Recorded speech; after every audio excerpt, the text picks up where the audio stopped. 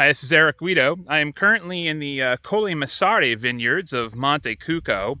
This is actually a fascinating region from a terroir perspective because on its eastern side, it borders Montalcino. It shares a very similar terroir and microclimate. In fact, looming off in the distance here is Mount Amiata, which brings up one of the really interesting things that's going on here as the consortio is working to change the rules that will allow producers to start planting vineyards above 600 meters. Now, the reason I find this so interesting is that when in Montalcino, you hear a lot of producers talking about how interesting the terroir is working up to the slopes of Mount Amiata. And so basically those same producers, they may actually be able to make a Montecucco Sangiovese in the near future.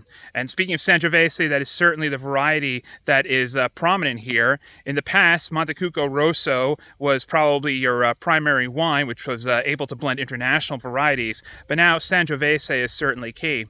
Another interesting thing going on is a proposal to allow wineries to start making wine from the Montecucco region without having a winery here.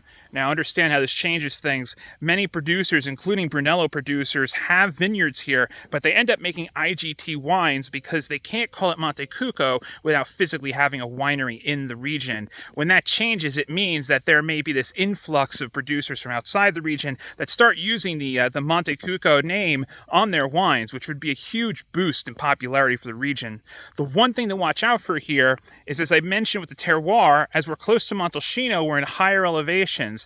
I mentioned those 600 meters. I'm here somewhere around 450, but as it sweeps down, Montecucco is a pretty large region. As it sweeps down toward the sea, elevations get much lower.